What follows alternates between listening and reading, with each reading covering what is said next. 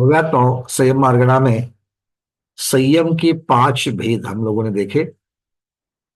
तो संयम के 5 भेद मुख्यतः से महाव्रती साधु, छठे गुणस्थान से लेकर के 14वें गुणस्थान तक के महामुनिराज, इनकी अपेक्षा से सामायिक छेदोपस्थापना, परिहार विशुद्धि, सूक्ष्म सांप्राय और यथाख्याति, ये 5 भेदों की पद्धति आचार्य भगवत ने बताई।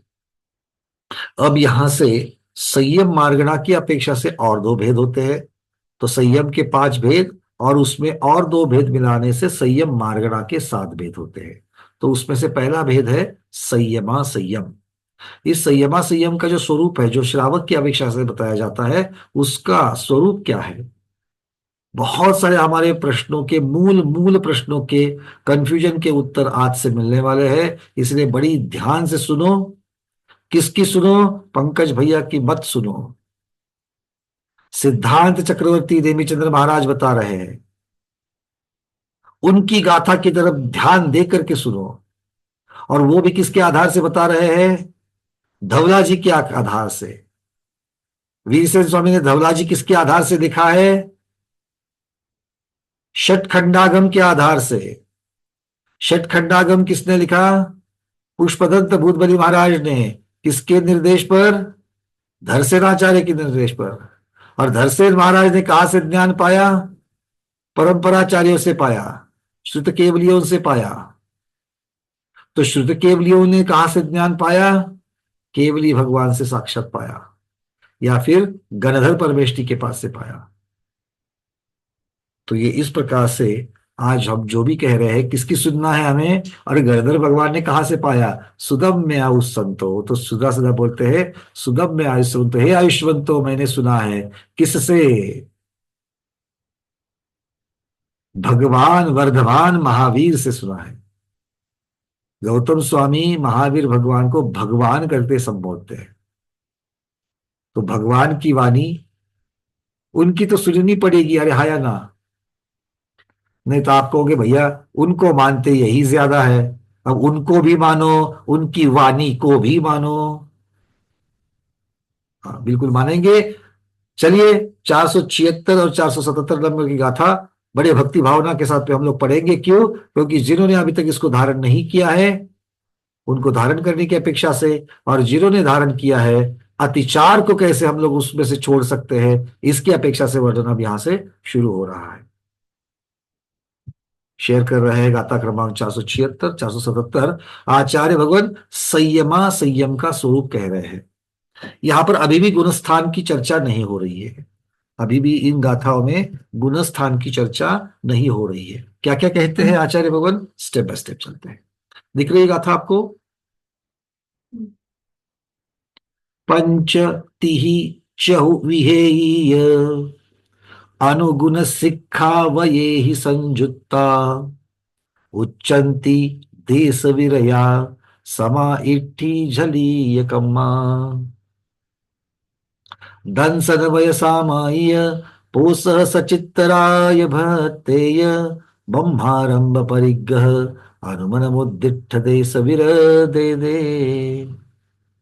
पहली गाथा में कह रहे हैं कि देश विरत किसे कहते हैं? देश विरत किसे कहते हैं?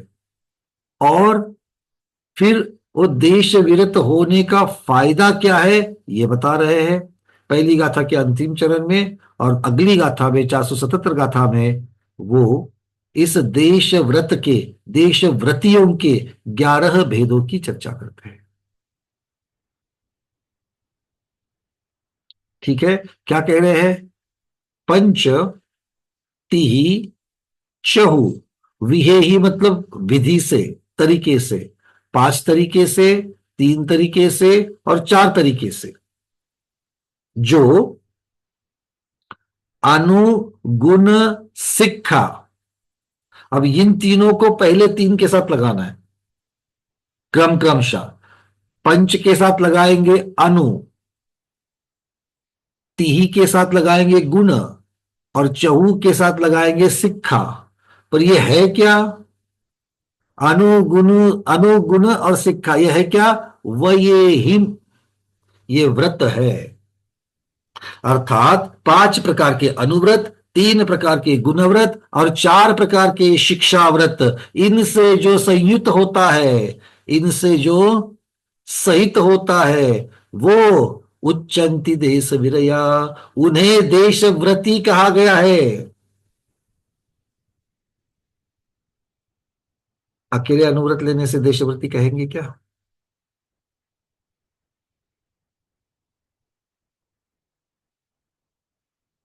आ रही है बात समझ में यहां पर?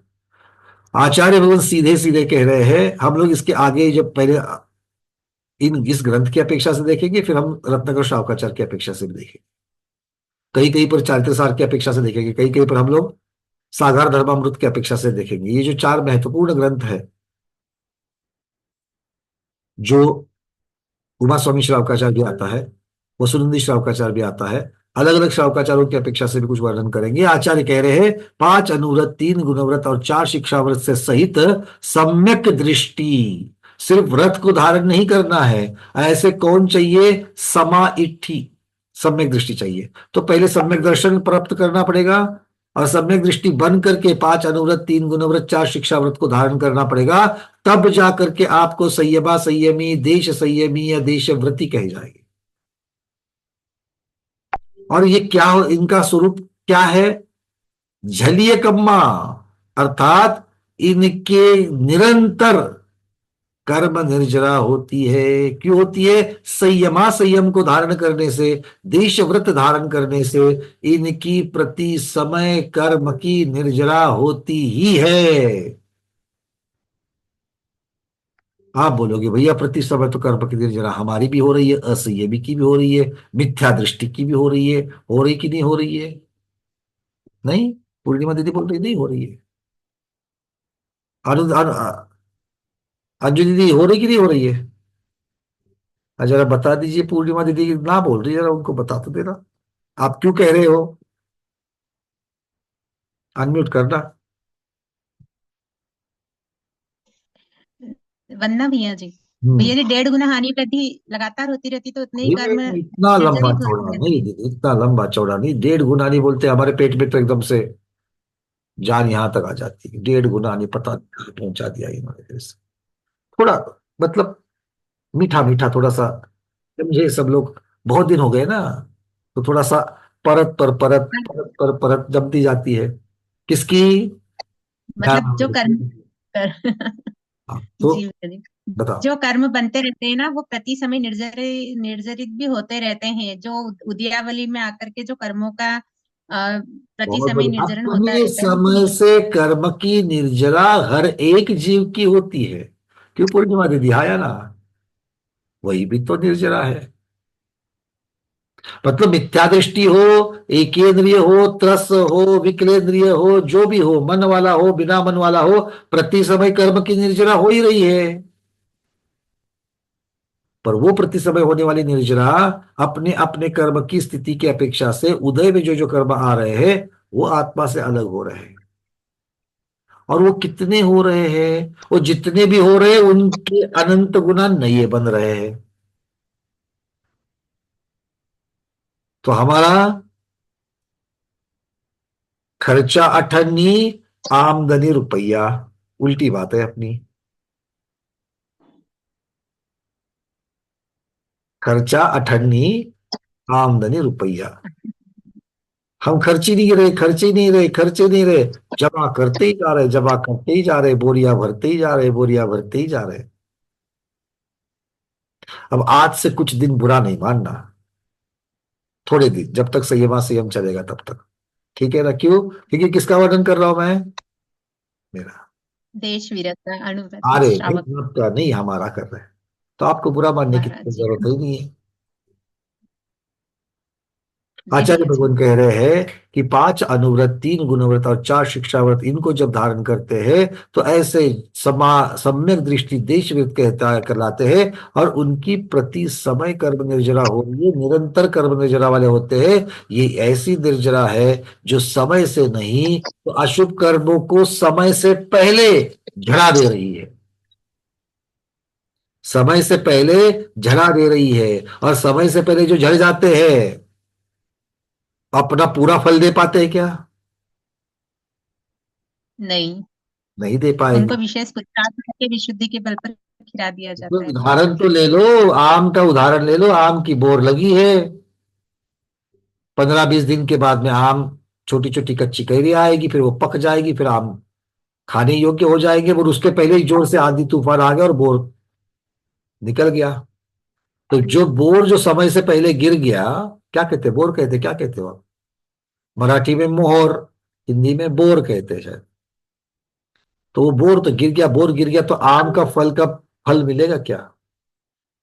नहीं मिलेगा। वैसे ये जो कर्म है अशुभ कर्म, समय से पहले ही उसको तपश्चर्या से, कौन सी तपश्चर्या से? ये व्रत रूपी तपश्चर्या जो है, ये व्रत रूपी 12 व्रत रूपी तपश्चर्या से ये कर्म झड़ते ही रहते, झड़ते ही झड़ते, झड़ते रहते। कब झड़ते हैं? दोपहर में 2 बजे से 3:30 बजे तक। क्या लगता है, स्वाध्याय में बैठते हो तभी कर्म झड़ते हैं? अनुवृत्ति के, पहली प्रतिभाधारी के, देशवृत्ति के? अरे नहीं, 24 घंटे, सोते वक्त भी, खाते वक्त भी, नहाते धोते वक्त भी कर्म की निर्जरा चल ही रही है, निरंतर चल रही है, और असंयमी से अनंत गुना चल रही है। क्लियर है? समझ में आ रही बातें? चलो, ये झट से समझ में गए। आगे क्या कह रहे हैं? अब पूछा भगवान, ये संयमा संयमी जो है, इनके कोई भेद है क्या? अल्प बहुत्व, कम कौन ही, ज्यादा कौन? बोले हाँ बिल्कुल है। नीचे की पादान पर कौन खड़ा है? दार्शनिक, पहली प्रतिभाधारी दंसन, दर्शन प्रतिभा। अगली है वय व्रत प्रतिभा। अगली है सामाईय, सामायिक प्रतिभा। और इनके स्वामी क्या कहलाएंगे? दर्शन प्रतिभा का धारी दार्शनिक, व्रत प्रतिभा का धारी व्रतिक, सामायिक प्रतिभा का धारी सामायिकी। प्रोषोध उपवास, इस चौथी प्रतिभा का धारी प्रोषोध उपवासी। पांचवी सचित्त विरत है, तो उसका स्वामी भी सचित्त विरत कहलाएगा, सचित्त से जो विरत है। फिर रात्रि भुक्ति विरत, स्वामी को कहेंगे विरत, और प्रतिभा का नाम रात्रि भुक्ति त्याग प्रतिभा,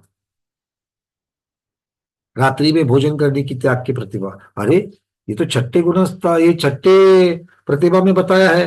रात्रि भोजन त्याग मतलब हमारे वीके साहब ने तो छठी प्रतिभा धारण कर ली, तो उन्होंने तो रात्रि भोजन का त्याग कर लिया।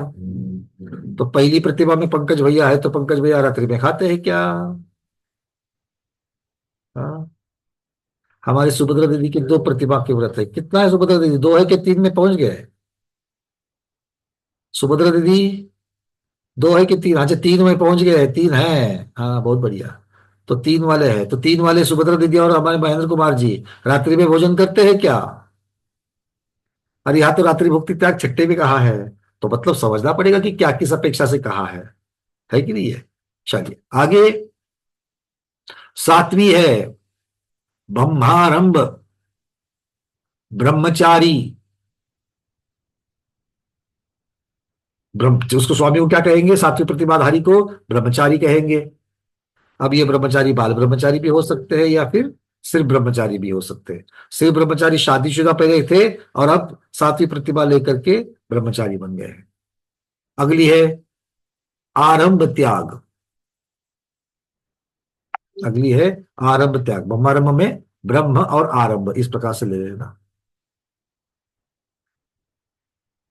फिर है परिग्रह। परिग्रह तो इनके साथ में शब्द लगेंगे विरत, आरंभ से विरत तो आरंभ विरत, परिग्रह से विरत परिग्रह विरत, अनुमति से विरत अनुमति विरत, अनुमन जो शब्द आ गया है, और बुद्धिष्ठ अर्थात उद्दिष्ट, उद्दिष्ट विरत।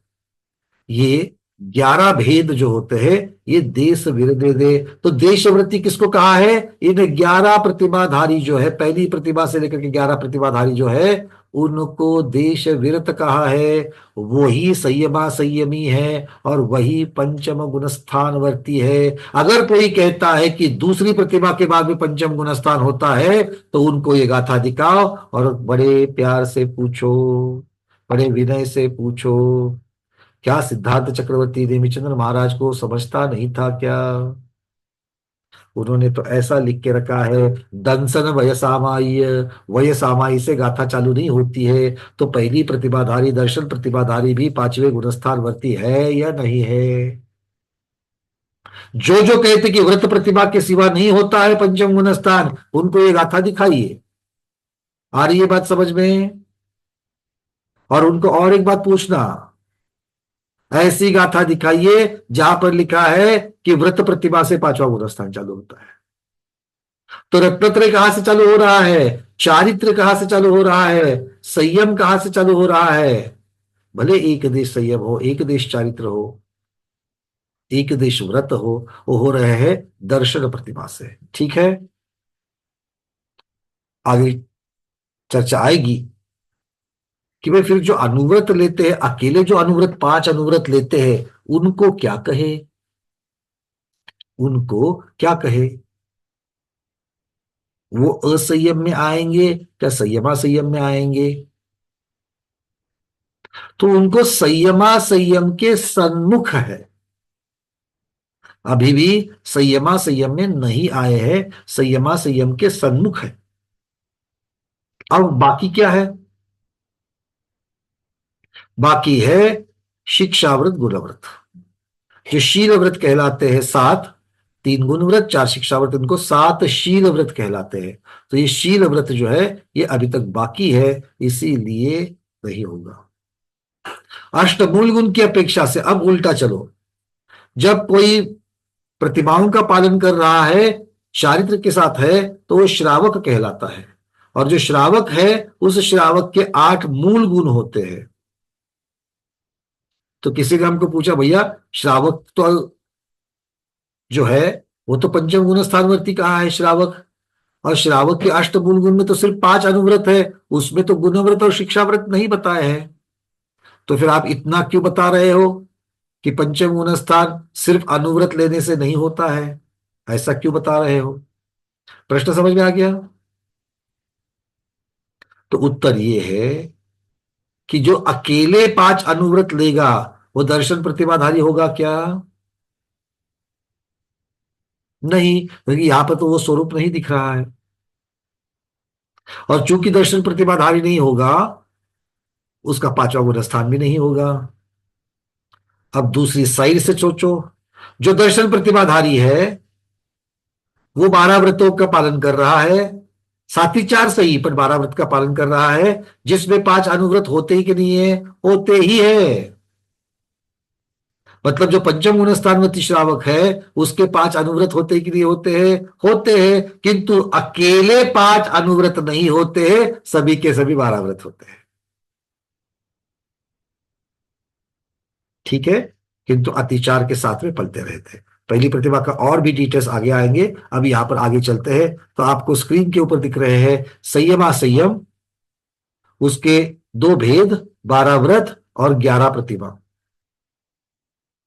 ठीक है, ये दोनों भेद नहीं कह सकते हैं, क्योंकि 12 व्रत जो है वो पहली प्रतिभा में आ ही गए, वो पहली प्रतिभा में आ गए। तो 12 व्रतों को अलग क्यों दिखाया? क्योंकि ये 11 प्रतिभाओं का बेस है। 11 प्रतिभाएं जो है ये इन्हीं 12 व्रतों का धीरे धीरे विकास है। पहली प्रतिभा में 12 व्रतों का जो विकास है वो पालन तो किए जा रहे हैं, किंतु उसमें अतिचार लग रहे हैं। व्रत प्रतिभा में और भी निर्धार पूर्वक उसको पालन किया जा रहा है, उसको अतिचार रहित पालने का प्रयास किया जा रहा है। तो हो सकता है कि अतिचार होंगे, किंतु बड़े किंचित होते हैं। ये दूसरी प्रतिभा हो गई। अब इसके आगे जितनी जितनी चीजें बताई है, फिर वो सामायिक हो, प्रोषद हो, सचित त्याग हो, रात्रि भोजन त्याग हो, अनुमति त्याग हो, आरंभ त्याग हो, या फिर जितने जितने यहां पर त्याग बताए गए हैं, उद्दिष्ट आहार का त्याग हो, इन सब की अपेक्षा जब तक उनके 5 अनुव्रत नहीं है, 3 गुणव्रत नहीं है, 4 शिक्षा व्रत नहीं है, तो इनका पालन करने में कोई मतलब नहीं होता है। तो इसीलिए आचार्य भगवान यहां पर कह रहे हैं कि 12 व्रत के साथ में सम्यक दृष्टि जब होता है तब वो देश व्रत कहलाता है। पर वो 12 व्रत पहली प्रतिमा में अतिचार सहित और दूसरी प्रतिमा में निरतिचार सहित, निरतिचार पलते हैं। ये फर्क समझ में आ गया? चलिए, आचार्य कह रहे हैं सर्व सम्यक दर्शन के साथ सावध्य का त्याग कर देना। सावध्य मतलब पाप क्रियाओं का त्याग कर देना। तो पाप कौन कौन से हैं? हिंसा, झूठ, धाड़स करके बोल दिया, झूठ, चोरी, कुशील और परिग्रह। अपरिग्रह पाप है कि परिग्रह पाप है? परिग्रह ना, पप्पा परिग्रह हाँ, मतलब समझने के लिए होना चाहिए। ठीक है, तो इंसानी 5 पापों का स्थूल रूप से या एक देश त्याग करना अनुव्रत कहलाते हैं। अब देखो, पंचानुव्रत को यहां पर अभेद रूप से कह रहे हैं, ध्यान से सुनना, हो सकता है किसी के लिए नई बात हो। क्या कह रहे हैं यहां पर? हिंसा आदि 5 पापों का स्थूल रूप से या एक देश त्याग करना अनुव्रत कहलाते हैं। अरे भाई, अनुव्रत कहलाते तो फिर हिंसा की अपेक्षा से थोड़ी कहलाएंगे, सत्य की अपेक्षा से भी कहलाएंगे, अचौर्य की अपेक्षा से, ब्रह्मचर्य की अपेक्षा से, परिग्रह प्रमाण की अपेक्षा से, हाँ या ना? पर यहां पर तो सिर्फ कह रहे कि हिंसा भी 5 पापों का, हिंसा आदि 5 पापों का स्थूल रूप से त्याग करना, क्योंकि आदि शब्द में बाकी के सब आ गए और इसीलिए 5 पापों का एक देश त्याग करना अनुव्रत कहलाता है। आगे, अनुव्रतों में दृढ़ता या मजबूती लाने वाले और आचरण कड़क कर देते हैं, और उस कड़क आचरण को क्या कहेंगे? गुणव्रत कहेंगे। और जिन व्रतों के पालन करने में महाव्रत के पालन करने की शिक्षा मिलती है, वो कैसे पाले, उनका अभ्यास, महाव्रत आदि का जो अभ्यास जहां पर किया जाता है वो है शिक्षा व्रत। ठीक है, समझ में आ रही बात है? हाँ। तो श्रावक के इस धीरे धीरे बढ़ते हुए चारित्रिक उत्थान की भिन्न भिन्न अवस्थाओं के क्रम को प्रतिमा कहते हैं। इसके 11 भेद होते हैं। क्या समझे इन सब करे, इन सब जानकारी से आप क्या समझे? जितना समझे उतना ही समझाना। क्या समझे? मीना विनायक दीदी। भैया जी, 5 पापों का एक देश त्याग अनुव्रत कहलाता है। 5 पापों का एक देश त्याग है ना? तो ये हाँ, कैसा कथन है? ये मतलब संक्षिप्त वाला है, डिटेल्स वाला है? संक्षिप्त वाला है। संक्षिप्त वाला है, ठीक है। और अभेद रूप है, भेद रूप है? भेद रूप है। भेद रूप है। अलग अलग है ना भैया जी, 5 पाप अलग अलग बताए हैं। 5 पापों का अलग अलग तो यहाँ पर नाम निर्देश नहीं, चलो आदि शब्द से आ गए, पर उनके बारे में क्या कह रहे हैं? इनका स्थूल रूप से एक, तो उस वाक्य में कहीं पर भी बाकी के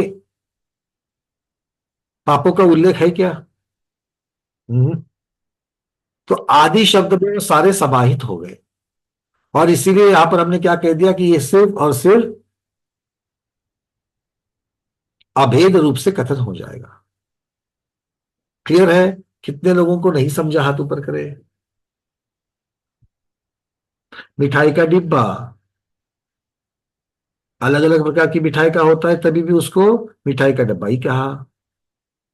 आ गए, पहुंच गए।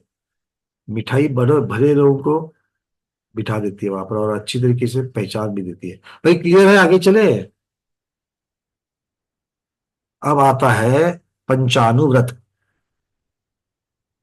पंचानुव्रत में पहला है अहिंसा नुव्रत, अहिंसा अनुव्रत, तो अ का लोप हो जाता है। किसी को याद आ रहा है अहिंसा अनुव्रत? बड़े डिटेल्स में पढ़ा था हमने। एक लाइन में नहीं चाहिए प्रमीला दीदी, एक लाइन में नहीं चाहिए। चलिए बताइए।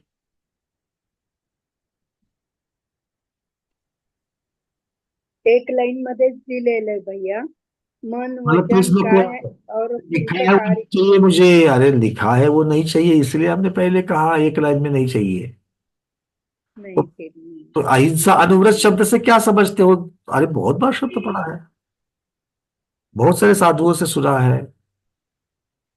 हम्म। शोभना दीदी। अहिंसा अनुव्रत में एक तो प्राणी हिंसा है और एक किसी के मन को दुखाने का नहीं है, उसमें भी हिंसा होती है। किसी हाँ को मन को दुखाना, किसी पर अन्याय करना, ये भी एक हिंसा है, ऐसा ही कहा। चलिए, और दूसरा बाकी के पाप, झूठ हिंसा है क्या? झूठ हाँ में हिंसा भी है।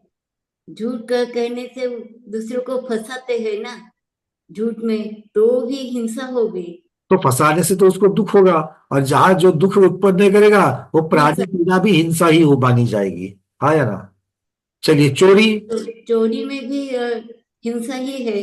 किसी की चोरी में चोरी भी- होगी तो उसे ही दुख होगा ना। बहुत बढ़िया। और ब्रह्मचर्य? ब्रह्मचर्य में तो क्या है, उसमें वो भी तो अब्रह्म हिंसा हिंसा है। है क्या? अब्रह्म हिंसा है? में कुशील में, उसमें उष्ण तो हिंसा है? हिंसा ही है। परिग्रह में भी हिंसा है। परिग्रह में तो झूठ बोलना पड़ता है, चोरी होती है, जाने अनजाने से सब ये होता है, इसमें भी हिंसा है। सही में मतलब ही हिंसा है, इसलिए अहिंसा प्रथम रखा है। उसके बीच ये सब ये जो पाप है, ये हिंसा में ही शामिल होता है। चलिए, बहुत बढ़िया। एक वर्णन प्रमुख और बाकी का शेष वर्णन, इस शेष। प्रकार से पांचों चीजें वहां पर आ जाती है। चलिए, बहुत बढ़िया। आगे कहते हैं थोड़ा सा। हाँ, बिल्कुल सही लिखा, अहिंसा सभी पापों का मूल है। अब सब पापों अहिंसा का मूल। अनुव्रत में क्या आता है? मन वचन काया कृत कर्त अनुमोदना से संकल्प पूर्वक, इरादा पूर्वक किसी त्रस्त जीव को नहीं मारना। 4 प्रकार की हिंसा। अब यहां पर अहिंसा समझने के लिए हमें 4 प्रकार की हिंसा को समझना पड़ेगा। ये सब वर्णन आप लोगों को पता है, मैं ज्यादा डिटेल्स में नहीं जाऊंगा। 4 प्रकार की हिंसा: संकल्पी हिंसा, उद्योगी हिंसा, आरंभी हिंसा और विरोधी हिंसा। इसमें से जो अहिंसा अनुव्रत है उसमें किसका त्याग होता है? कौन सी हिंसा का त्याग होता है? मीनाक्षी दीदी।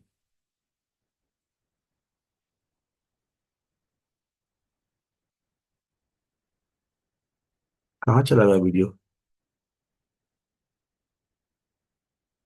चलिए, कोई बात नहीं, हाँ इधर है, बोलिए। बोलिए मीनाक्षी दीदी। चलिए, शायद संपर्क नहीं हो रहा है उनसे। कहते हैं कि अहिंसा अनुव्रत में मन वचन काया कृतकर्त अनुमोदना से संकल्प पूर्वक, इरादा पूर्वक का संकल्प ही हिंसा का त्याग करना है। संकल्प से किसी को नहीं मारेंगे। किसको नहीं मारेंगे? त्रस को या स्थावर को? तो आचार्य कह रहे हैं संकल्प हिंसा से, अर्थात त्रस संबंधी संकल्प हिंसा का त्याग अहिंसा अनुव्रत में कराया जाएगा। इसका अर्थ ये नहीं है, पंडित आशाधर जी कहते हैं सागर धर्मामृत में, इसका अर्थ ये नहीं है कि अहिंसा अनुवृत्ति को स्थावर जीवों की हिंसा करने का अधिकार है, छूट मिल गई है। नहीं, ऐसा नहीं है, पर उससे वो बच नहीं पाते हैं, ये इसका अर्थ होता है। सत्यानुव्रत, स्वयं स्थूल झूठ ना बोले, ना दूसरों से बुलवाए, आदि आदि हम लोग जानते हैं। अचौर्य अनुव्रत में किसी का रखा हुआ, पड़ा हुआ, भूला हुआ अथवा बिना दिया हुआ धन नहीं लेना है।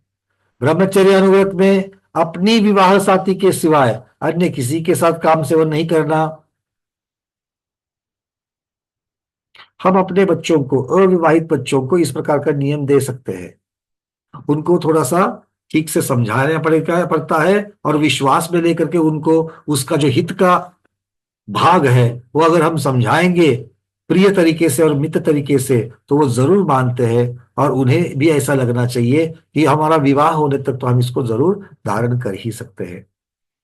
परिग्रह परिमाण अनुव्रत, 10 प्रकार के बाह्य परिग्रह जो है उनकी अपेक्षा से इसका वर्णन आता है। उनका त्याग करना, उनका प्रमाण बना लेना, ये परिग्रह परिमाण व्रत कहलाता है। अब अनुव्रत है तो अनुव्रत के अतिचार भी होंगे, और अनुव्रत के पालन करने की 5 भावनाएं भी होगी। तो 5 भावना जो है, इसका पहले हमने अहिंसा व्रत की अपेक्षा से इसका वर्णन हम लोगों ने पहले देखा था। तो अब चल करके देखते हैं कि अनुव्रत में जो अतिचार लगते हैं वो उसमें से पहले है अहिंसानुव्रत। वध, किसी को मारना या पीटना। अगर हम किसी को मारेंगे पीटेंगे तो अहिंसानुव्रत में अतिचार लगते हैं। बंधन, अर्थात पालतू पशुओं को या आश्रित कर्मियों को जरूरत से ज्यादा नियंत्रण में रखना। उनके ऊपर नियंत्रण करने के लिए मना नहीं कर रहे, निषेध नहीं कर रहे हैं, किंतु जरूरत से ज्यादा उन पर अगर नियंत्रण हो जाए तो वो गलत है, इसीलिए उसके ऊपर नियंत्रण रखना चाहिए। छेदन, दुर्भावना पूर्वक कान नाक आदि का छेदना, नकेल लगाना आदि छेदन कहलाता है। अतिभारारोपण, सब लोग समझते हैं किसी पर अधिक भार न लादना। अन्नपान निरोध, पालतू पशुओं और नौकर चाकरों के समय पर भोजन नहीं देना, या फिर ठीक तरीके का भोजन देना नहीं देना, ये इसमें सम्मिलित हो जाता है। सत्यानुव्रत में कौन से अत्याचार लगते हैं, वो भी 5 है। परिवाद, रहोभ्याख्यान, पैशून्य, कुटले क्रिया और नासापहार।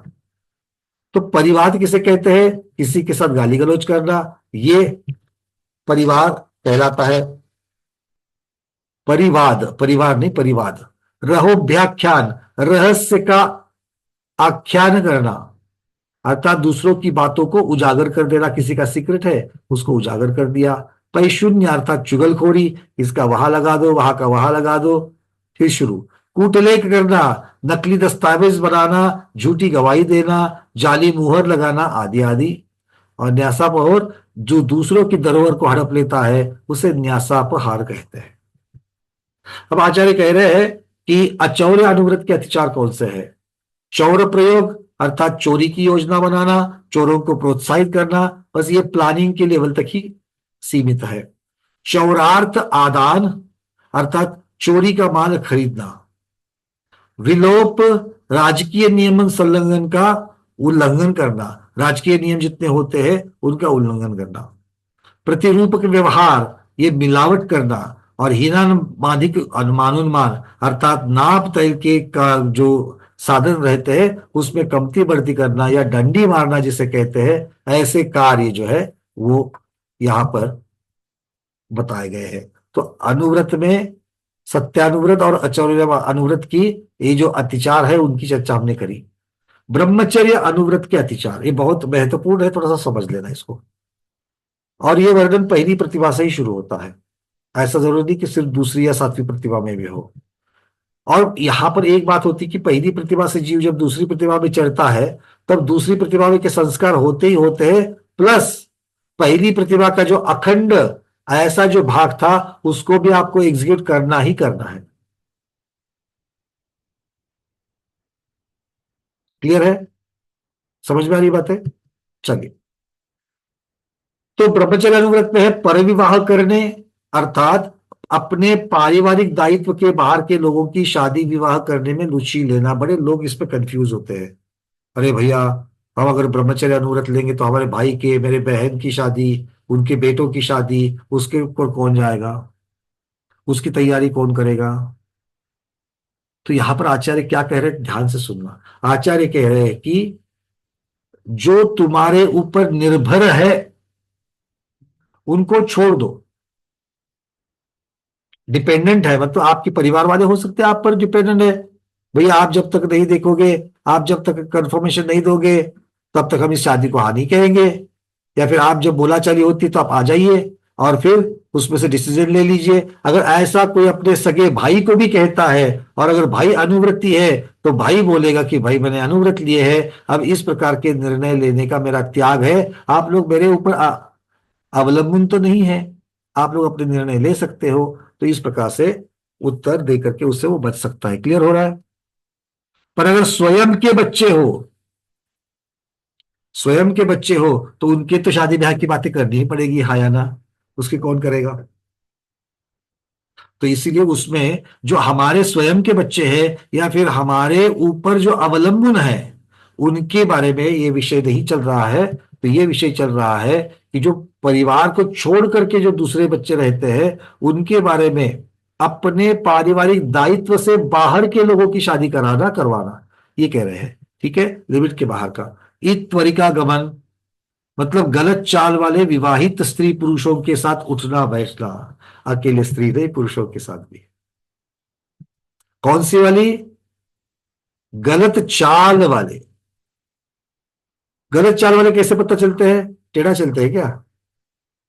नहीं, तो उनके बातों से ही पता चलता है कि ये टेढ़ी चाल वाला है ना?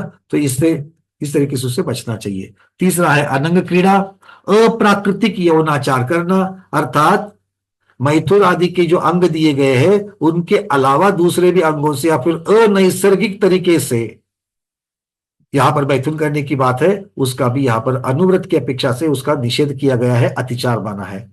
विटत्व, किसी को अश्लील बोलने की आदत होती है, उससे उसको आनंद आता है, तो अश्लील बोलने के वचन बोलना छोड़ देना, नहीं तो फिर क्या है, अतिचार लग जाएंगे। और विपुल तृषा अर्थात काम की तीव्र लालसा रखना।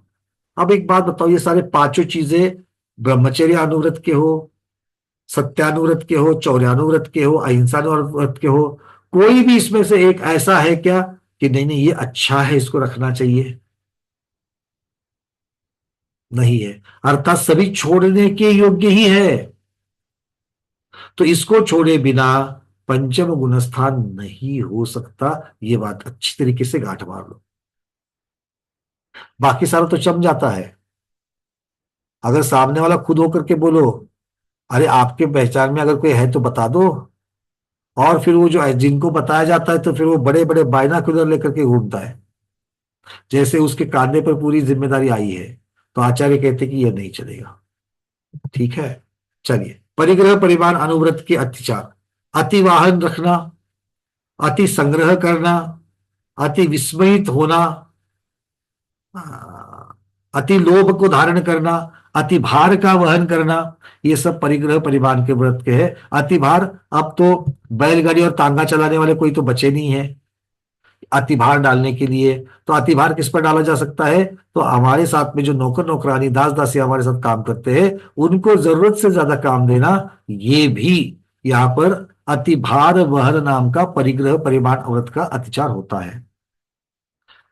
अब ये पांच चीजें तो आपको मालूम है, तत्वार सूत्र में आए थे, सर्वार्थ सिद्धि में आए थे, है कि नहीं है? पर इसके आगे सर्वार्थ सिद्धि में पूज्यपाद स्वामी जो कहते हैं कि रात्रि भुक्ति त्याग छठा अनुव्रत है। क्या कह रहे हैं? रात्रि भुक्ति त्याग छठा अनुव्रत है, मतलब रात्रि भोजन त्याग के बिना पहली प्रतिमा भी बन पाएगी क्या?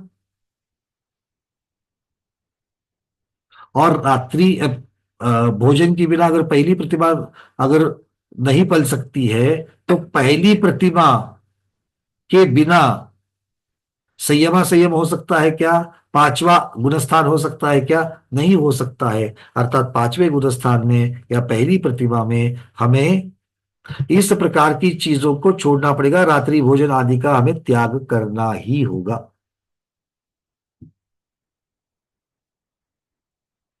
फिर छठी प्रतिमा में क्या कराएंगे?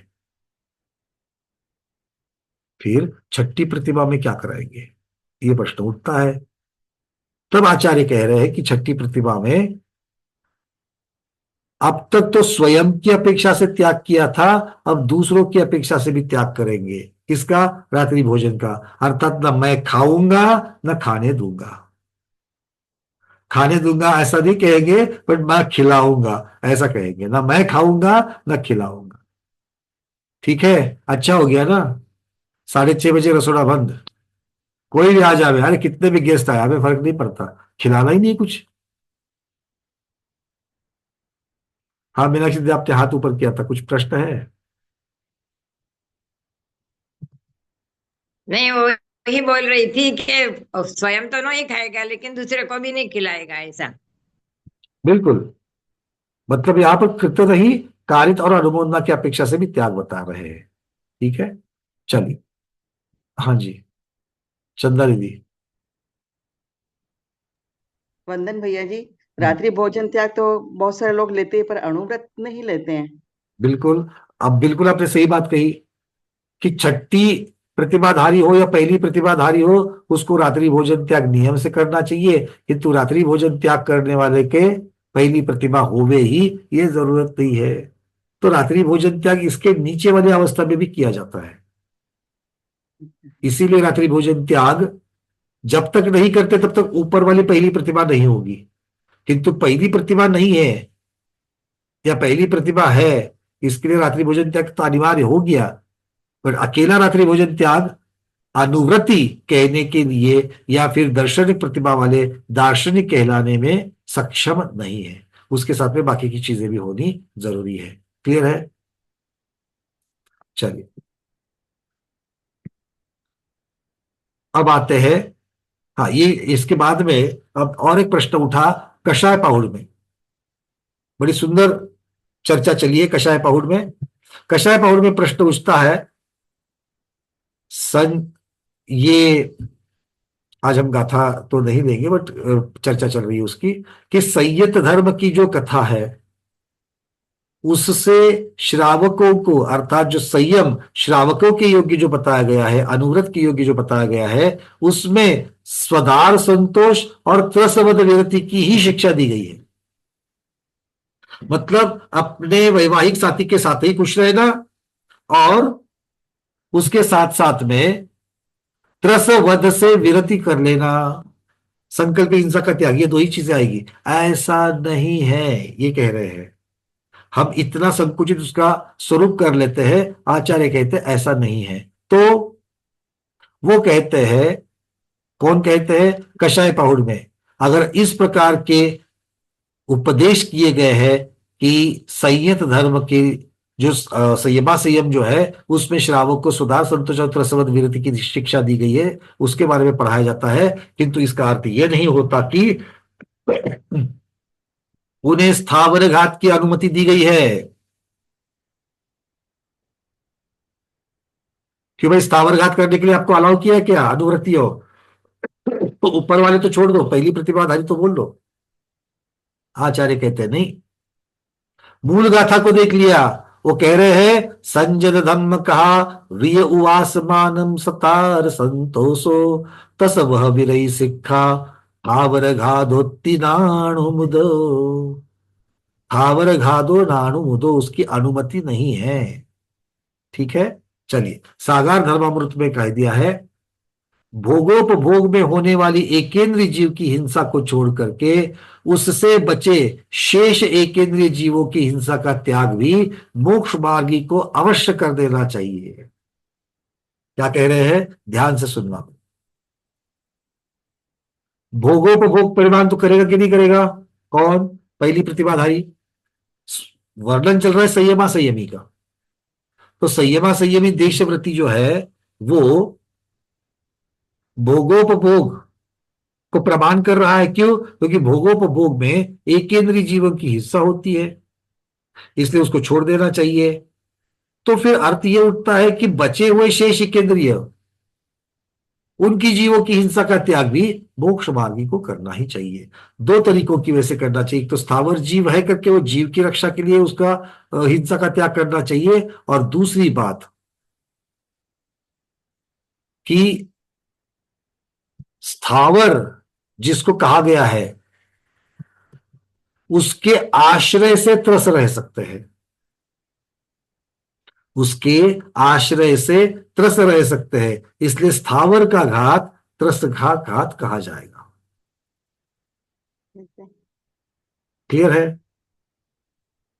अगर कोई पत्थर पड़ा है और पत्थर के नीचे थोड़ी सी जगह है, तो उसमें चींटियां भी होती है, उसमें कीड़े भी होते हैं, उसमें गीला गीलापन भी आ जाता है।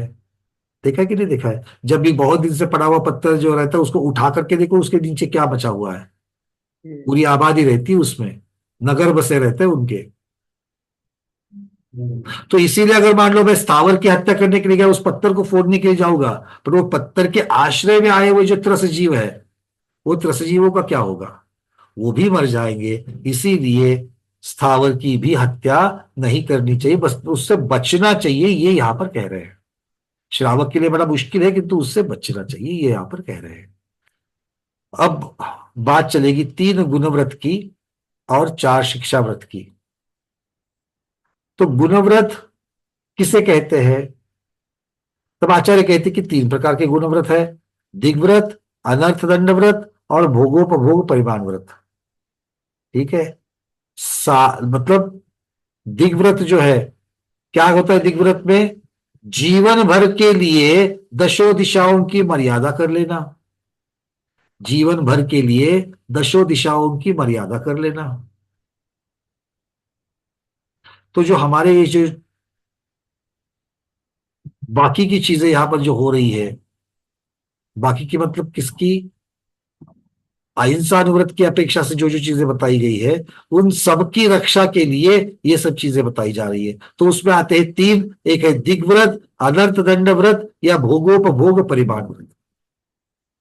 आगे हम देखेंगे किन्हीं किन्हीं आचार्यों के मत से ये थोड़ा सा आगे पीछे भी है। तो यहां पर कौन सा दिया है? दिग्व्रत, अनर्थ दंड व्रत और भोगोपभोग परिमाण व्रत। तो दिग्व्रत में क्या करना है? दिग्व्रत में दशों दिशाओं में आने जाने की मर्यादा को स्थिर कर देना।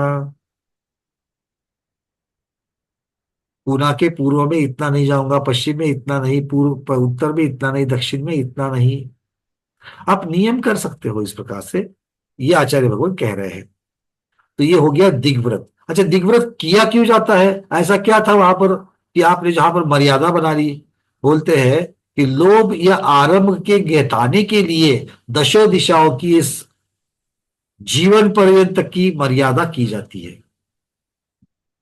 वो आपने देखा होगा ना, किसी ने नियम ले लिया, क्या गांव के बाहर नहीं जाएंगे। अब लंबाई में तो गांव मान लो 4 किलोमीटर है, किंतु चौड़ाई में 2 किलोमीटर है, 1.5 किलोमीटर है, या 1 ही किलोमीटर है। अब उसमें से 8 किलोमीटर की अपेक्षा से जब जाएंगे तब जाएंगे, किंतु तब तक तो कोई सोच रहा है कि जब मैं वहां जाता ही नहीं तो मैं वहां की हिंसा कैसे करूं? तब आचार्य कहते कि नहीं, आप वहां पर जाने के पश्चात वहां फिजिकली जाओ या मत जाओ, तो भी आपके पास से उसकी हिंसा होने के चांसेस है। बात समझ में आ रही है सबको? पढ़ा हुआ तो है, बातें वही चल रही है, पर थोड़ा सा एंगल अलग है। चलिए आगे बढ़ते हैं। अब आता है दिग्व्रत के बारे में कुछ विशेष। आचार्य कहते हैं लोभ या आरंभ के घटाने के लिए दशों दिशाओं में आने जाने की जीवन भर के लिए मर्यादा कर देना। जीवन भर के लिए दिग्व्रत की बात कर रहे हैं। मतलब पूर्व में इतना, पश्चिम में इतना, पर ये कब का होगा? ये आजन्म के लिए नियम होगा। ये मुख्यता से बताया। और क्यों करना चाहिए? लोभ को घटाने के लिए या फिर आरंभ करने के लिए बड़ा मन लगता है, तो उसको भी घटाने के लिए ये सब करना चाहिए। क्लियर है? नीरज जी कुछ कहना चाह रहे हैं? अन्ना भैया, हम्म। जैसे अपन ने दसों दिशाओं का प्रमाण कर लिया है हम्म। आजीवन के लिए, फिर उसके अंदर अपन ने जैसे 4 महीने 5 महीने कहीं गमनागमन का भी त्याग करके, जैसे जो भी परिधि है 7 किलोमीटर 10 किलोमीटर जो भी रखते हैं वो रख ली है। हम्म। तो उसके मान लो अराउंड ही रखते हैं भाई, सेंटर से 10 किलोमीटर ऐसे गिनना पड़ेगा या कैसे गिनना पड़ेगा, ये पूछना था। देखिए, जनरली दिग्व्रत के बारे में आगे वर्णन रत्नाकर शावकाचार्य में बड़ा अच्छा आया है। जो जी। पारंपरिक तरीके से सीमाएं बनती थी, सीमाएं कैसी बनती थी?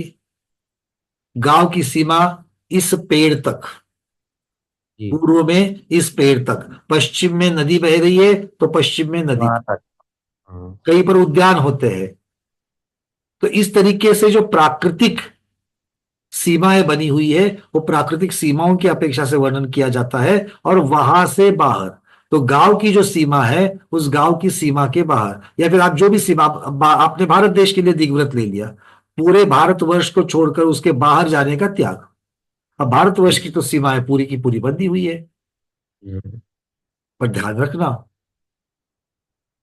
खुदा ना खास्ता ऐसा जरूर नहीं होना चाहिए, ऐसा ना होवे, ये भावना है। किंतु आगे चल करके मान लो किसी के साथ में हमारा युद्ध होता है भारत का, और हम्म, भारत के युद्ध अगर हार करके अगर सामने वाला जो देश था वो और हमारे ऊपर अतिक्रमण करके अगर भारत की सीमाएं और संकरी हो जाती है, छोटी हो जाती है, तो आपका नियम तब भारत के बाहर नहीं जाएंगे, तब जो नई सीमा बनेगी उसके बाहर नहीं जाएंगे, यह अर्थ उसका होता है।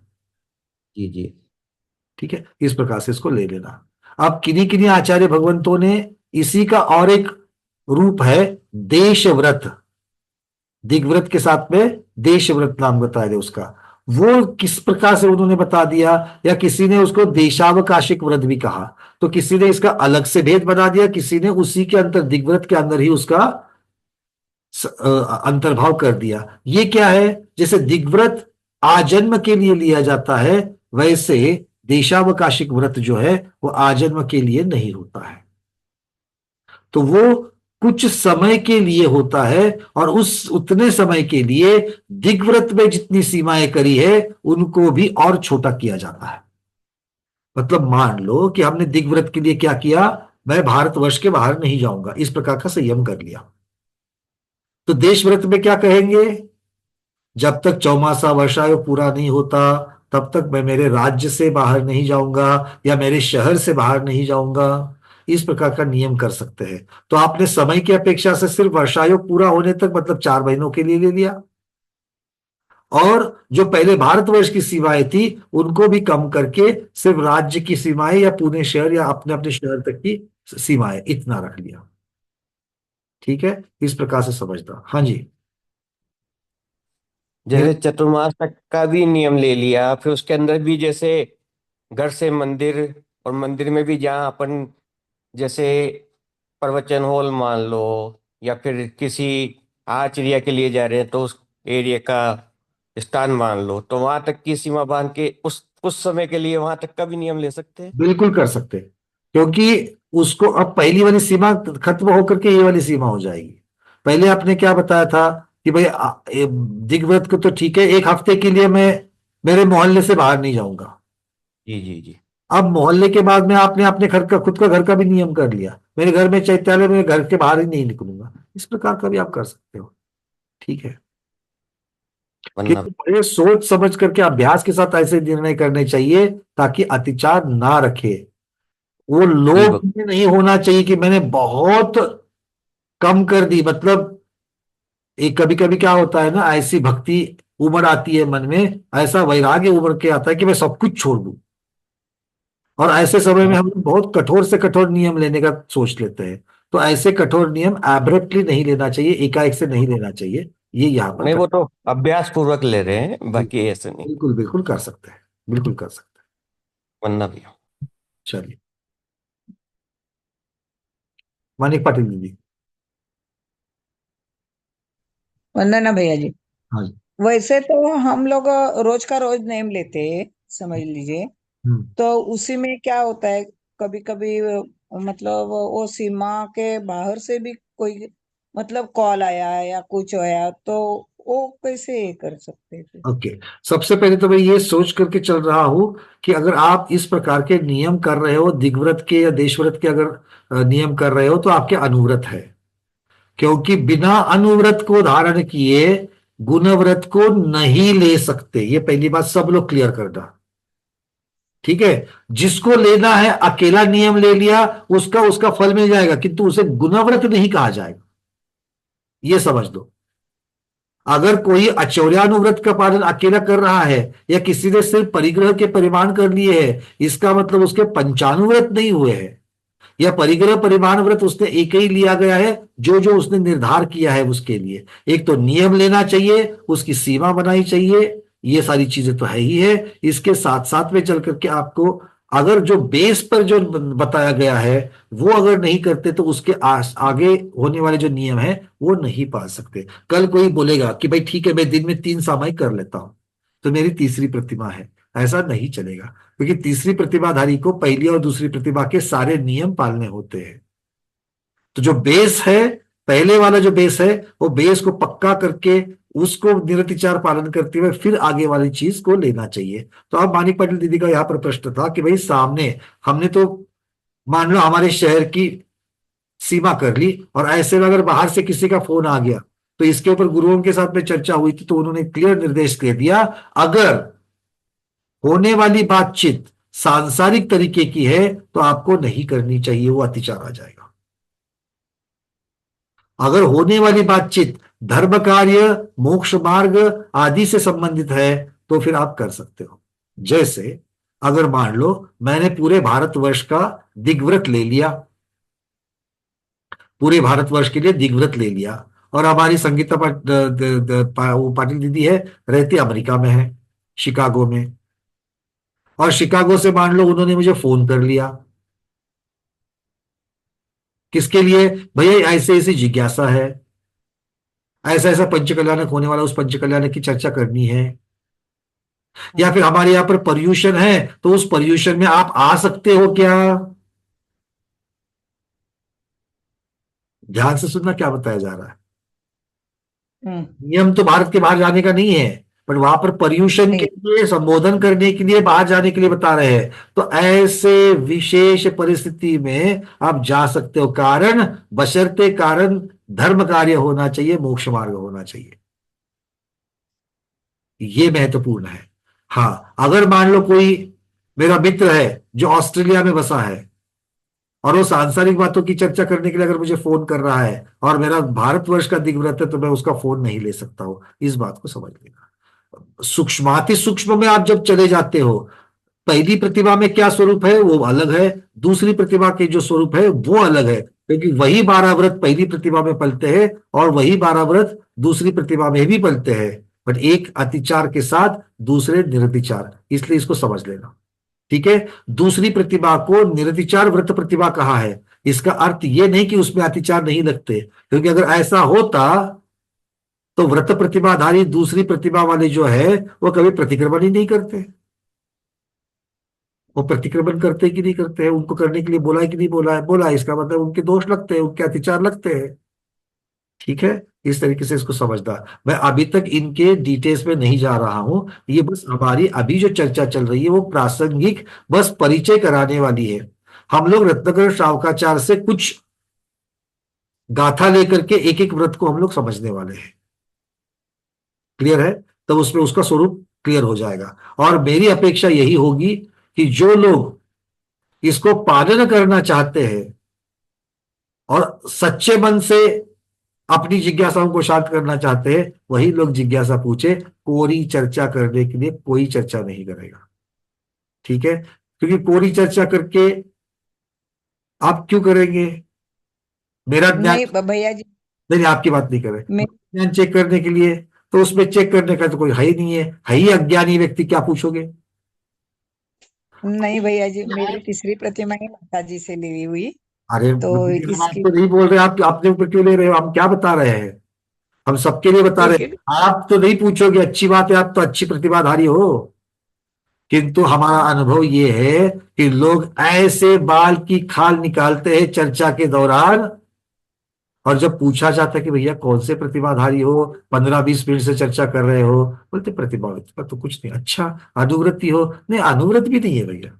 अच्छा, मंदिर जी में हर रोज जाते हो, नहीं नहीं, महावीर जयंती और निर्वाण लड्डू चलाने के लिए जाते हैं। तो 20 मिनट से क्यों कर रहा था भाई। अच्छा, लेना चाहते हो, नहीं क्या करे, हमारे घर में तो ये प्रॉब्लम है, मेरा वो हो चुका है, मेरा वो बीपी की गोली चलती है, तो क्या करना फिर, दूसरे को संबोधन करना है, किसी को और को प्रेरित करना है, नहीं किसी को क्या प्रेरित करेंगे, कोई सुनने वाला तो है ही नहीं है, तो फिर भाई चर्चा क्यों करें पूरे 20 मिनट, तेरा टाइम गया, मेरा टाइम गया। ठीक है, बस इतनी सी विनती है कि कोई चर्चा ना करो। अपनी आत्मा के उत्थान करने के लिए जितनी चाहिए उतना चर्चा करेंगे। और एक बात है, इसमें मेरा जो ज्ञान है वो अंतिम ज्ञान नहीं है। तो जहां तक हमारे सामने की जो ग्रंथ जो बता रहे हैं वो गाथा के अनुसार, टीकाओं के प्राचीन जो क्या कह सकते हैं, प्रामाणिक टीकाएं जो है आचार्यों की, उसकी अपेक्षा से हम लोग चर्चा जरूर करेंगे। जहां पर रुक जाएंगे, ऐसी भी आज आधुनिक काल की अपेक्षा से कुछ अगर मान लो जिज्ञासा आती है तो उनको गुरुओं के सामने रखेंगे। आ रही बात समझ में? चलिए, क्योंकि आचरण से संबंधी, चरणानुयोग संबंधी जिज्ञासाएं कभी पूरी की तरह पूरी शांत नहीं हुई है, ये आज तक का हमारा अनुभव है। फिर वो गुरुओं के सामने जाओगे तो भी नहीं, क्योंकि आज की परिस्थितियां इतनी विषम है और आगम का जो आज उपलब्ध उपदेश है चरणानुयोग का, वो इतना कम है कि आप सबकी जिज्ञासाओं को और सब प्रकार की शंका कुशंकाओं को तो आप सॉल्व कर ही नहीं सकते। क्योंकि चरणानुयोग में एक बात बताई गई है, बहुत बार चर्चा आती है, पानी छानकर पीने की। एक उदाहरण दे रहा हूं बस, इसलिए कि मैं आप लोगों की भूमिका को मैं क्लियर कर रहा हूं कि किस तरीके की चर्चा होनी चाहिए। एक बार चर्चा आई, भैया ये पानी छान करके पीना चाहिए, तो हाँ फाल के छान करके पीना चाहिए। तो बोले वो नल रहते, वो नल को थैली लगानी चाहिए कि नहीं लगानी चाहिए? देखो यहां पर भी अभी जो लोग हैं, 4 लोग ऐसे कह रहे, 2 लोग ऐसा कर रहे हैं, नहीं लगानी चाहिए।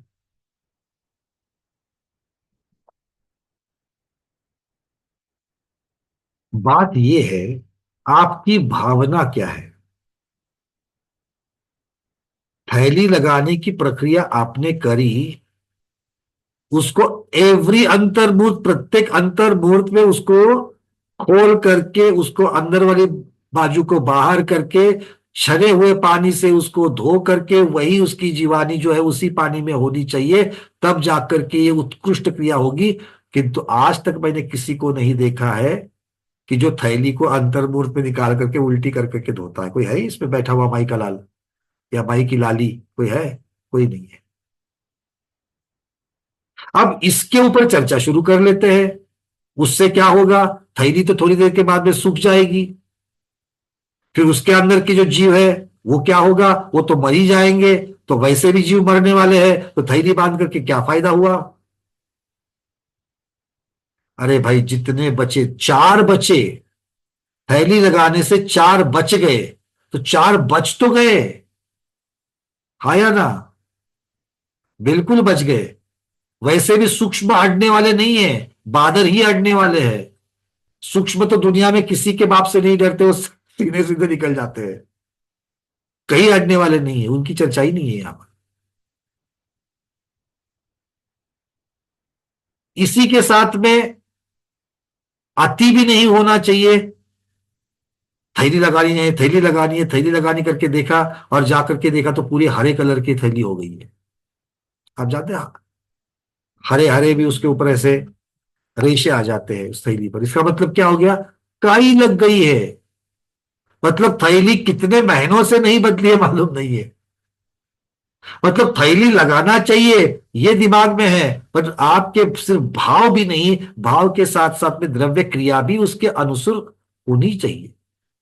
अति सर्वता वर्जित करके बोलता है। इधर अंतर्मुहूर्त में जैसे उसको निकाल करके धोना प्रैक्टिकल नहीं है, वैसे ही 5-5 या महीना महीना 2-2 महीना उसको नहीं बदलना, ये कहाँ का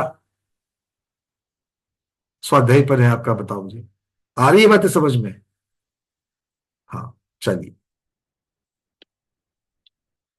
तो चर्चा को थोड़ा सा पकड़ करके रखिए। मैं ये चाहता हूं कि पहले हम अलग अलग ग्रंथों से हम उसका अध्ययन करें। आपने पहले कितना भी अध्ययन किया हो, रत्नाकर शावकाचार्य को घोट घोट करके अपने पिया हो, बहुत अनुमोदना। फिर भी अभी इस स्वाध्याय में हम लोग जितना रेफरेंस ग्रंथों को लेकर के चर्चा करने वाले हैं, उनको पढ़ने वाले हैं, चर्चा नहीं पढ़ने वाले हैं। उसको पढ़ने के पश्चात जो चर्चा करनी है करेंगे, जहां तक कर सकते वहां करेंगे, नहीं तो गुरुओं को पूछेंगे। भाई ये व्यवस्था ठीक रहेगी?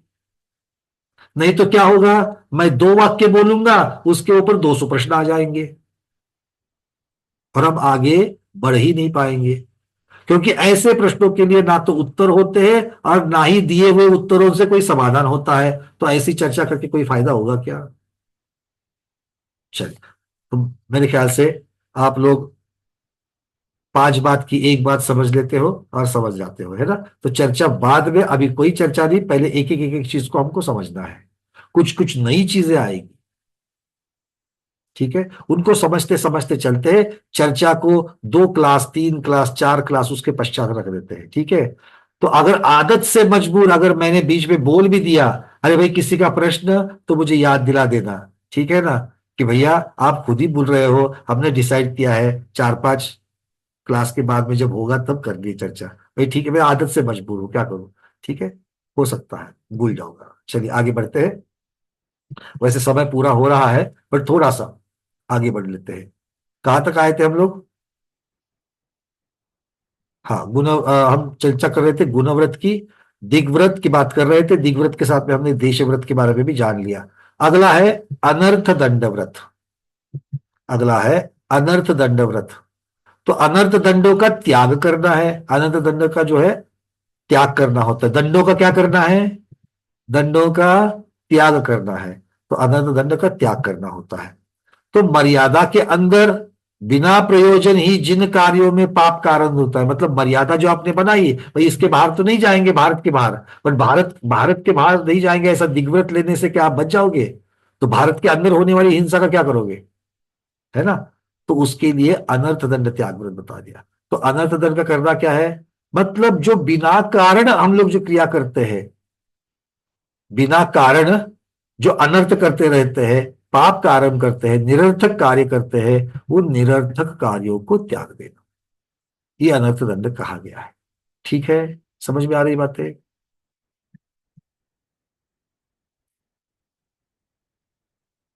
अब इसके बारे में भी, अनर्थ दंड किसे कहते हैं, ये भी चर्चा आ रही है। अनर्थ दंड के 5 भेद होते हैं। पापोपदेश, बिना प्रयोजन के पाप पूर्ण व्यापार की प्रेरणा देना, ऐसा व्यापार की जिसमें पाप हो जाए। अच्छा, बोले यार तो तेरे पास तेरा कैसे चल रही तुम्हारी किराने की दुकान? बोले ठीक ठाक चल रही है। अच्छा, और बढ़ोतरी चाहिए थी क्या? हाँ, क्या करना पड़ेगा? कोई बात नहीं, उस आपको आपके जिले की तंबाकू की सिगारेट की आपको एजेंसी दिला सकते हैं, लेना चाहोगे क्या? क्या बता रहे हैं? सिगारेट की कंपनी जो रहती है उसकी एजेंसी आप ले लो। अब ये पाप का उपदेश हुआ कि नहीं हुआ? क्यों हुआ पाप का उपदेश? सिगारेट में क्या पाप है? सिगारेट में क्या पाप है? सिगारेट से तो आपके फेफड़े खराब होंगे, वैसे ही ये शरीर आपका नहीं है, तो आपका क्या नुकसान हो रहा है सिगारेट पीने से? होगा तो शरीर का होगा, जो तुम्हारा है ही नहीं है। पाप क्यों कह रहे हो सिगारेट को पीने को? एकदम से शांत हो गए। हाँ भाई बोलो, सिगारेट पीना पाप क्यों है? उत्तर में बताओ तो आपको बिल्कुल लगेगा, अरे ये तो हमको मालूम था, ये तो सुना हुआ है। थोड़ा सा अलग तरीके से सोचो। सुनीता दीदी, उत्तर देना चाहोगे क्या? बोलिए। निष्प्रयोजन क्रिया है ना, उसका कोई प्रयोजन ही नहीं है। निष्प्रयोजन क्रिया नहीं है, प्रयोजन तो है। उसका दिमाग, सर उसका दुख रहा है, आदत ऐसी लग रही कि सर दुख रहा है। जैसे लोगों को चाय चाहिए, वैसे सिगारेट पीने वाले को सिगारेट चाहिए। सिगारेट को पाप क्यों कह रहे हैं?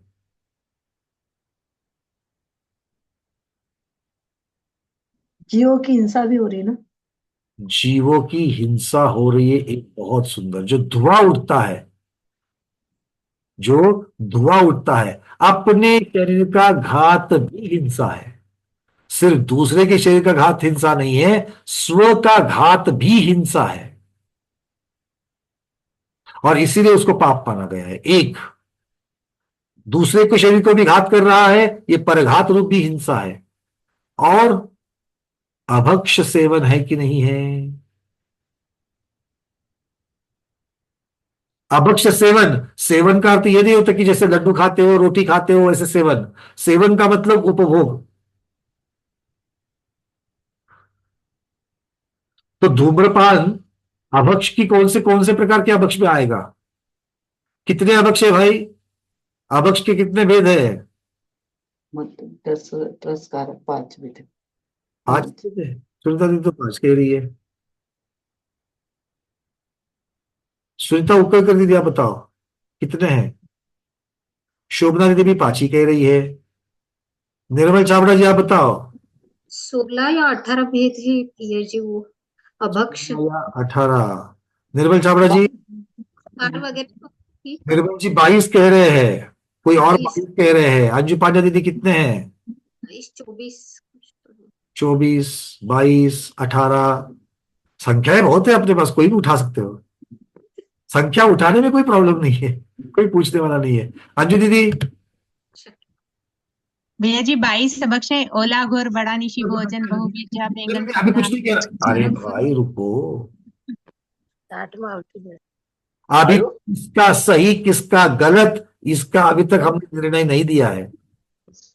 आपसे सिर्फ कलेक्शन किया जा रहा है, आपके दिमाग में क्या बसा है, और फिर जिनवानी का निर्णय बताएंगे। तो जिनवानी का जो निर्णय होगा उसको मान करके आज से वही मानना पड़ेगा। 22 हाँ, कोई 22 कह रहा है। वो 16, 18, 24 वाले जो है ना, उनको मैं 22 में लाता हूँ। थोड़ा सा आगे पीछे की संख्या हो जाती है याद करने में। ठीक है, तो या तो 5 कह रहे हैं या तो 22 कह रहे हैं, और तो कोई संख्या नहीं है। 16, 18 वाले, 24 वाले 22 में बिठा रहे हैं ना? हाँ, 22 में बिठा रहा है। चलो, हाँ, स्मिता महाजन दीदी भी हमारी 5 कह रही है, रोहिणी गांधी दीदी 5 कह रही है, अंजलि, चलो तो मतलब 5 वाले भी है और 22 वाले भी है। चलिए, अब आगम में क्या लिखा है थोड़ा सा पढ़ लेते हैं। आगम में क्या लिखा है थोड़ा उसके बारे में पढ़ लेते हैं। प्रश्न उठा, अभक्ष तो 22 है, तो आप 5 क्यों कहते हो? 5 कहने वाले कौन से 5 कहते हैं? त्रसघात कारक, प्रमादवर्धक, बहुघात कारक, या फिर अनिष्ट कारक, अनुपसेव्य। ये 5 बताए जाते हैं। रत्नाकर शावकाचार्य में यही 5 बताए गए हैं। तो 22 की चर्चा कहां से आई? और जो हमारा धूम्रपान था वो प्रमादवर्धक में था। शराब, गांजा, भांग, तंबाकू, पान मसाला, गुटखा, बियर, वाइन, शराब, ये सब प्रमादवर्धक में है। ये सब प्रमादवर्धक में है। और आपकी चाय, अगर चाय पिए बिना सुबह की चीजें नहीं होती है, सर पकड़ लेता है, तो समझ लेना आपके लिए वो अभक्ष है।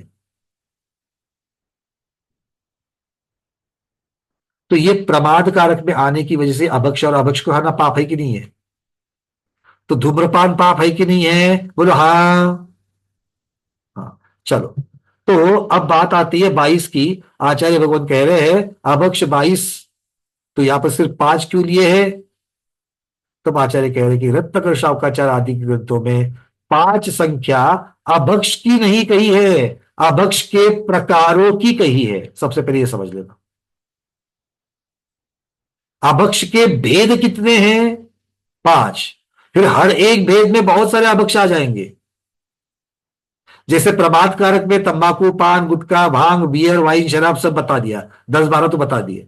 तो भेद एक हो गया, और अभक्ष कितने हो गए? बहुत सारे हो गए। तो 5 जो बताए गए हैं वो भेद है, प्रकार। ये पहली बात। और सभी अभक्ष इन्हीं 5 प्रकारों में आते हैं। इन्हीं 5 प्रकारों को छोड़ करके और कोई अभक्ष का भेद नहीं है। ये दूसरी बात। अब तीसरी बात, जिनवानी संग्रह आदि जो किताबें हैं उनमें जो अभक्षों की 22 संख्या वर्णित है, अभी कोई कह रहा था हमारे सारिका दीदी कोई, तो वो ओला वगैरह बहुत सारी चीजें उसमें बताई गई थी, कुछ उसका छंद भी आता है। तो वो जो जिनवानी संग्रह में लिया गया है वो प्राचीन 8 ग्रंथों में कहीं पर भी यह संख्या नहीं मिलती है। वो 22 चीजें अभक्ष है कि नहीं है इसकी चर्चा नहीं चल रही है। चर्चा चल रही है अभक्ष 22 होते कि नहीं होते हैं। अभक्ष 22 से भी ज्यादा होते हैं। और वो 5 भेद में ही समाहित होते हैं। ध्यान से सुनना, नहीं तो जाकर के बताओगे किसी को। तो कोई तो कभी तो मुझे माता जी ने तो मुनि महाराज पकड़ते हैं, क्यों पंकज जी आपने ऐसा ऐसा बताया, लोग आकर के हमको बता रहे हैं पंकज जी ने ऐसा बताया। बातें सुनते जाओ ठीक से कि हम क्या कह रहे हैं। अभक्ष 22 ही नहीं है, 22 से कई ज्यादा है, किंतु वो 5 भेदों में उनको गिना जाता है। ठीक है, चलिए 22 जो, अब ये 22 की संख्या को निषेध क्यों किया जा रहा है कि भाई तुलना क्यों कहेगी कि जिनवानी संग्रह में तो दिया है किंतु पास प्राचीन आर्ष ग्रंथों में नहीं है, ऐसा क्यों कहा गया? किसी का निषेध करने के लिए नहीं कहा गया। ये आचार्य कहते हैं कि वो जो 22 के नाम आते हैं उनमें अनिष्ट कारक और अनुपसेव्य अभक्षों के नाम ही नहीं है, तो फिर उस 22 की संख्या को संपूर्ण संख्या कैसे माने? क्योंकि 2 प्रकार वाले अभक्षों की लिस्ट ही नहीं है उसमें, वो 22 में। समझ में आ रही बात? तो इसीलिए संभवतः अन्य संप्रदायों से 22 अभक्षों का संदर्भ लिया गया हो, यह प्राचीन आर्ष ग्रंथ में नहीं आता। ये प्राचीन आर्ष ग्रंथों में नहीं होता। नीरज जी कह रहे कि गर्म जल में ठंडा मिलाना अभक्ष हो जाता है, ये क्रिया की अपेक्षा से अभक्ष हो जाता है, क्योंकि वहां पर हिंसा हुई, और जहां हिंसा होती है वो चीज तो अभक्ष हो ही जाएगी, तो इसीलिए उसको अभक्ष मान लिया। ठीक है, तो ये आज थोड़ा सा यहीं पर रख देते हैं, अभक्षों की चर्चा भी और चलेगी। मुख्यतः से ये अभक्ष की चर्चा जो है ये भोगोपभोग परिवार में आती है। हम लोग अनर्थ दंड की चर्चा करते करते भोगोपभोग में घुस गए थे, तो आज थोड़ा सा परिचय, क्योंकि ये विषय ही ऐसा है कि ये पहले क्या वो पहले, ये क्रम से नहीं चल सकता। कुछ चीजें क्रम से चलेगी किंतु चर्चाएं इससे वहां, वहां से वहां होती रहेगी। आज के स्वाध्याय में इतना ही, कल इस विषय को और आगे बढ़ाएंगे अलग अलग ग्रंथों की अपेक्षा से। आज के स्वाध्याय में इतना ही। आज का स्वाध्याय गुरुओं की श्री चरणों में बारंबार नमोस्तु वंदामि इच्छा का करते हुए यहीं पर समापन करते हैं। जैनम जयतु शासनम, जैनम जयतु शासनम, जैनम जयतु शासनम।